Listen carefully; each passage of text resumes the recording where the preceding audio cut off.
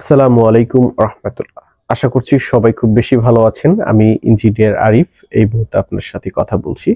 আশা করছি এই ভিডিওটি না টেনে পুরো ভিডিওটি দেখবেন। বিশেষ করে যারা রিয়েল এস্টেট বিজনেস করতে চাচ্ছেন কিংবা রিয়েল এস্টেট বিজনেসের তাদের জন্য এই ভিডিওটি।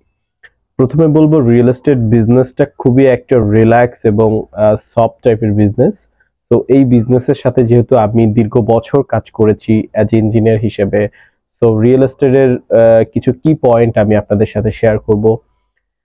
প্রথমত বলবো যে রিয়েল এস্টেট বিজনেস আপনি যদি করতে চান, সর্বপ্রথম যে বিষয়টা আপনাকে মাথায় আনতে হবে সেটা হচ্ছে অনেস্টি। অর্থাৎ আপনি নিজে আগে সৎ হতে হবে। কমিটমেন্ট এবং আপনার অনেস্টি এই দুটোই দরকার আছে রিয়েল এস্টেটে। ধরেন আপনি একটা ক্লায়েন্টের কাছে আপনার ফ্ল্যাটটি বিক্রি করলেন, বাট তার সাথে প্রথম অবস্থায় যে কমিটমেন্টটা ছিল সেই কমিটমেন্টটা আপনি শেষ পর্যন্ত রক্ষা করতে পারেন নাই। এখানে আপনার কমিটমেন্ট ব্রেক হলো, অর্থাৎ আপনার কিন্তু মার্কেটে আপনি প্রায় সেলিং এর অবস্থান অনেক গুণ কমে যাবে। আরো বেশ কিছু কি পয়েন্ট আছে, আমি স্টেপ বাই স্টেপ শেয়ার করছি। প্রথমত আপনি রিয়েল এস্টেটের বিজনেস করতে গেলে সততা এবং স্বচ্ছতা এই দুটো জিনিস আপনার ভিতরে পোষণ করতে হবে।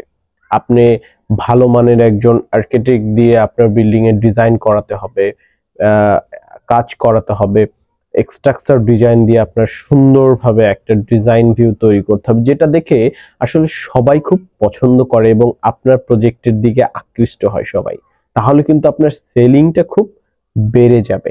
এবং আপনি যে এলাকাতে থাকেন না কেন সেই এলাকা বেসিস একটা ধারণা, ক্লিয়ার একটা ধারণা রাখতে হবে যে ৮-১০টা ওই এরিয়াতে, ধরেন আপনার উত্তরার কথা যদি বলি, যে উত্তরাতে কোন কোন ডেভেলপার কোম্পানিগুলো কাজ করছে, তারা কিভাবে সেল করছে, তারা কিভাবে তাদের কমিটমেন্ট গুলো রাখছে, তাদের টার্মস এন্ড কন্ডিশন গুলো কি, এই বিষয়গুলো আপনাকে আগে গ্যাদার করতে হবে।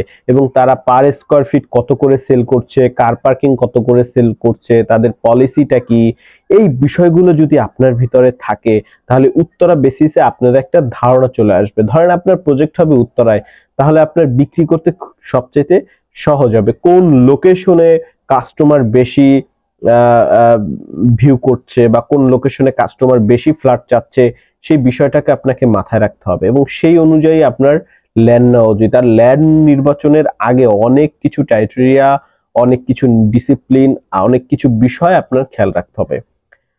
যদি ল্যান্ড নির্বাচনের কথা বলি, যেহেতু প্রসঙ্গ চলেই আসলো, সো শেয়ার করি। ল্যান্ড নির্বাচনের সময় আপনার অবশ্যই খেয়াল রাখতে হবে যে আপনার যে মানুষটা আসলে আপনার কাছ থেকে ফ্ল্যাট কিনবে বা আপনি নিজেই ধরেন ওইখানে থাকবেন, তাহলে আপনার কি কি ফ্যাসিলিটিস, কি কি সুযোগ সুবিধা দরকার আছে, যেমন হসপিটাল দরকার আছে, bank, market, super shop, school, college, রাস্তাঘাট এবং সহজে যাতায়াত করা যায় এরকম একটা লোকেশনে মানুষ কিন্তু ফ্ল্যাট কিনতে চায়। এবং যানজট মুক্ত, কোলাহল মুক্ত এবং একটু নিরিবিলি থাকতে যারা পছন্দ করে এবং হচ্ছে একটু রোদ যেন পায়, একটু বাতাস যেন আসে, এইরকম একটা লোকেশনে আপনার ফ্ল্যাট নির্মাণ করতে হবে।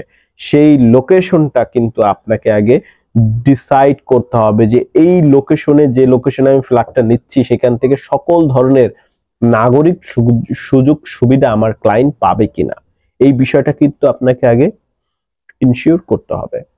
তারপরে আপনার যখন ল্যান্ডটা নিবেন, ল্যান্ড ওনারের সাথে কথা বলবেন, তার সাথে কি কি তাকে দিচ্ছেন না না দিচ্ছেন, এই বিষয়গুলো নিয়ে আপনার একটা চুক্তিপত্রতে যেতে হবে বা একটা পাওয়ার নিতে হবে, যেটা রেশিও কত। দেন আপনি পাওয়ার নেওয়ার আগে আপনি ওই প্রজেক্টটা নিয়ে একটু অ্যানালাইজ করতে হবে। অ্যানালাইজটা হচ্ছে ওই প্রজেক্টের আশেপাশে যে সমস্ত রিয়েল এস্টেট কোম্পানি আছে তারা কত করে ফ্ল্যাট সেল করতেছে এবং তাদের টার্মস এন্ড কন্ডিশন গুলো কি, তারা কি কি উপায় ফ্ল্যাট গুলো সেল করছে, কত করে সেলস করছে এবং তাদের প্রচার প্রচারণা কেমন, ফিডব্যাক কেমন, কত করে সেল করতে পারছে, এই তথ্যগুলো আপনি একটু জানার চেষ্টা করবেন। যদিও একটু কষ্ট হবে, বাট তারপরও আপনার নিজস্ব টেকনিক অবলম্বন করে এই ইনফরমেশন গুলো জানবেন। তারপরে আপনি কি করবেন, ওই যেখানে আপনি ল্যান্ডটা নিচ্ছেন সেখানে আপনি সেলিং প্রাইস যদি অ্যানালাইজ করেন পেয়ে যাবেন। তারপরে আপনি রাজক থেকে কত তালা বিল্ডিং আপনি ওখানে করতে পারবেন, 10 তালা নাকি 8 তালা, এবং সেখানে কতটুকু এরিয়া আপনি পাচ্ছেন, অর্থাৎ ফার এরিয়া কতটুকু, আপনার ফ্লোর এরিয়া প্ল্যান কতটুকু আপনি পাচ্ছেন, অর্থাৎ যেটা আপনি সেল করবেন সেইটার সাথে আপনি টোটাল কত পাচ্ছেন, এবং এইখান থেকে 50% আপনি তো ল্যান্ডওনারকে দিতে হচ্ছে বা 45% ল্যান্ডওনারকে দিতে হচ্ছে, সেইটা মাইনাস করে আপনি একটা টোটাল বিল্ডিং এর একটা কস্ট দাঁড় করাবেন। এটা একটা আনুমানিক হারে আপনি দাঁড় করাতে পারেন, সেটা সর্বোচ্চ অথবা সর্বনিম্ন না হয়ে সেটা মধ্যম টাইপের অথবা মিডল টাইপের একটা কস্ট আপনি দাঁড় করাবেন বা একটা প্রাইস ভ্যালু ধরে ধরবেন। এবং আশেপাশে আরেকটা বিষয় খেয়াল করতে হবে যে আশেপাশে যে প্রজেক্টগুলো করছে তারা আসলে কি কি ম্যাটেরিয়ালস ইউজ করছে, তারা আসলে কি কি টাইপের ম্যাটেরিয়ালস গুলো ইউজ করছে এবং ফিটিংস গুলো কি কি দিচ্ছে, এবং সেই প্রাইসের ভিতরে আপনাকে কি কি ফিচার গুলা দিচ্ছে বা কি কি সুযোগ সুবিধাগুলো থাকছে। একটা অ্যাপার্টমেন্টে অনেকগুলো প্রোডাক্টস এর প্রয়োজন হয়, রড বালি সিমেন্ট বাদেও অনেকগুলো প্রোডাক্টস এর প্রয়োজন হয়, সেই প্রোডাক্টস গুলোর মান কেমন সেইগুলো জাস্টিফাই করে দেন ওইভাবে আপনার একটা মধ্যম লেভেলের একটা প্রাইস নির্ধারণ করা। প্রাইস নির্ধারণ করে আপনি ক্যালকুলেশন করলেন যে আপনার সাপোজ আপনার 6 কোটি টাকা ওখানে খরচ হলো, সো আপনি সেলিংটা কতটুকু করতে পারছেন। হ্যাঁ, 6 কোটি টাকা যদি টোটাল বিল্ডিংটা তৈরি করতে, উদাহরণস্বরূপ 6 কোটি টাকা যদি আপনার টোটাল বিল্ডিংটা তৈরি করতে খরচ হয়, তাহলে আপনার হিসাব করতে হবে যে ল্যান্ডওনারকে 50% দিয়ে আমার সেলিংটা কত আসে, অর্থাৎ আপনি 50% বা 45% যেটাই ল্যান্ডওনারের সাথে যায় সেই অনুযায়ী আপনি হিসাব করেন যে আমি যদি 10,000 বা 12,000 বা 8,000 বা 10,000 করে সেল করি বা 7,000 করে সেল করি, তাহলে আমার কয় টাকা সেল হচ্ছে, কার পার্কিং, ইউটিলিটি, আদার্স সবকিছু নিয়ে, এবং সেই সাথে আপনি আপনার অফিসের খরচ অ্যাড করবেন, সেই খরচের সাথে আপনি অ্যাড করবেন ইউটিলিটির খরচ অ্যাড করবেন, সমস্ত খরচ আপনি অ্যাড করবেন, লিফট, সাবস্টেশন, জেনারেটর, হ্যাঁ, আনুমানিক যে সমস্ত, যেমন ইঞ্জিনিয়ারের খরচ, সিকিউরিটি গার্ডের খরচ, ওয়াশার বিলের খরচ, ডেস্কোর বিলের খরচ, হ্যাঁ, সবকিছু কস্ট মিনিমাইজ করে দেন দেখবেন যে সেখানে আপনি সেল করলেন, আপনি মেক করলেন বিল্ডিংটা 6 কোটি টাকা দিয়ে, আপনি সেল করলেন কত, সেটা যখন দেখবেন, আপনি ধরেন সেল করলেন 7 কোটি টাকা বা 8 কোটি টাকা বা 7.5 কোটি টাকা, আমার মনে হয় যে তখনই আপনার একটা ডিসিশন নেওয়া উচিত যে না, আমরা এখানে বিল্ডিং করতে পারি। মানে সব হিসাবগুলো করে, সেখানে আরো কিন্তু হিসাব আছে, মিডিয়া মানি আছে, আপনার রাজকের থেকে ড্রয়িং এর জন্য কাজ করাতে হবে, আপনার স্ট্রাকচার ইঞ্জিনিয়ারের খরচ আছে, প্লাম্বিং ইঞ্জিনিয়ার, আর্কিটেক্টদের খরচ আছে।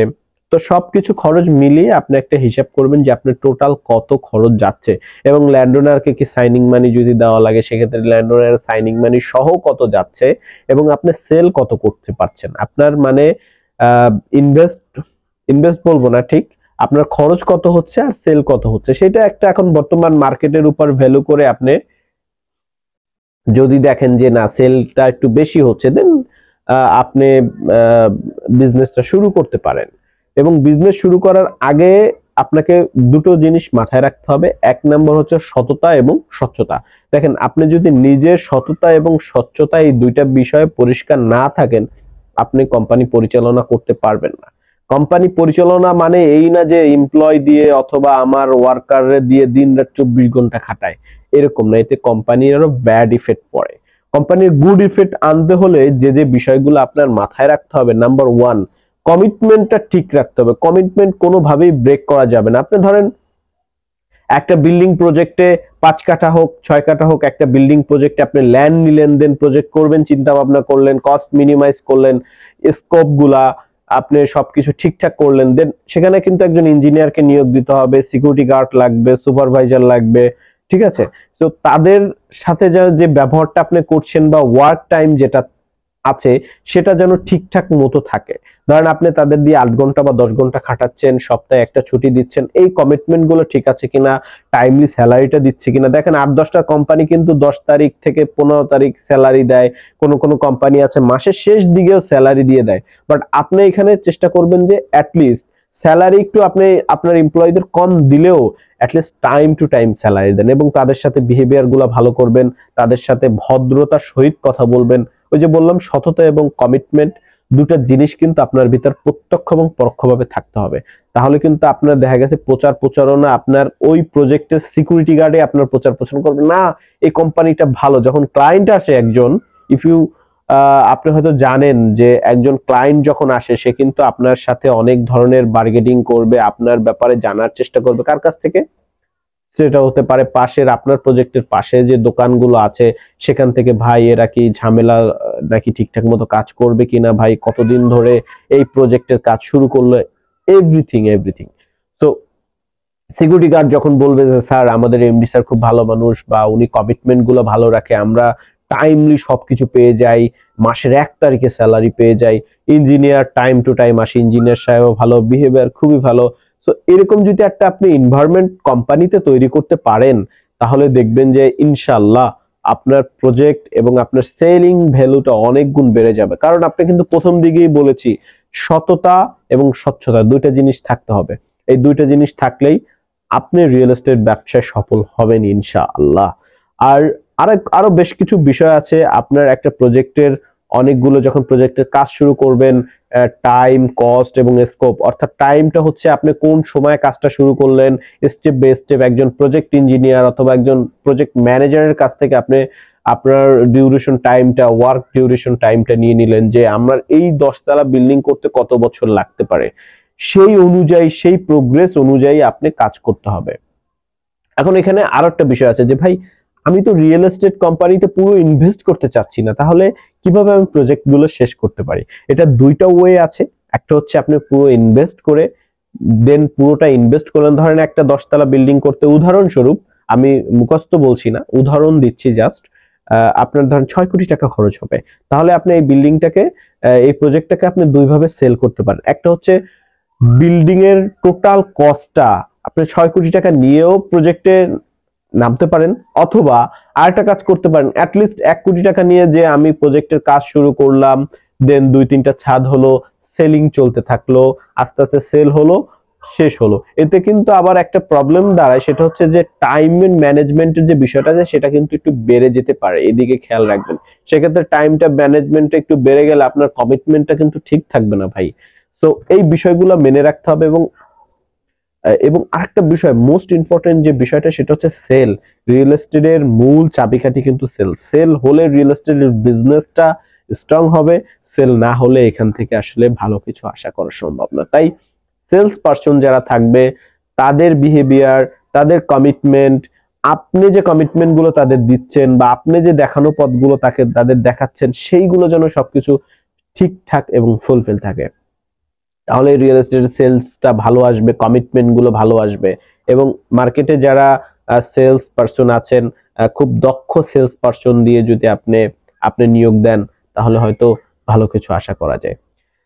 সো এইভাবে আপনি রিয়েল এস্টেটের বিজনেসটা শুরু করতে পারেন। আমি একটু ক্লিয়ার করে আবার একটু বলতে চাই যে আসলে রিয়েল এস্টেট বিজনেস আপনি যদি করতে চান, যেহেতু আমার দীর্ঘ বছরের কাজের এক্সপেরিয়েন্স রিয়েল এস্টেট সেক্টরে অ্যাজ ইঞ্জিনিয়ার হিসেবে, সেহেতু আমি আপনাদের সর্বপ্রথম পরামর্শ দেব সততা এবং স্বচ্ছতা, এই দুইটা জিনিস। সো যেখানে ছিলাম যে 2টা স্টেপে ফ্ল্যাটগুলো সেল করা যেতে পারে, বা 2টা স্টেপে প্রজেক্টটা শেষ করা যেতে পারে। নাম্বার 1, আমি প্রথম থেকে শুরু করলাম এবং সেল শুরু হলো, তাহলে কিন্তু প্রথম দিক দিয়ে আপনার একটু কম টাকা সেল করতে হবে, কারণ আপনি মার্কেটে নতুন, আপনাকে কেউ চেনে না, আপনার ফেস ভ্যালু নাই, আপনার পূর্বে কোনো রিয়েল এস্টেট বিজনেসের কোনো এক্সপেরিয়েন্স নাই। এই বিষয়গুলো কিন্তু আপনার মাথায় রাখতে হবে। এবং এখন মার্কেটটা হচ্ছে কম্পিটিশনের মার্কেট। তো চাকরির বাজারে যেমন কম্পিটিশন লেগে আছে, সো এই রিয়েল এস্টেটের বিজনেসটা কিন্তু কম্পিটিশনে ভরপুর ভরে আছে।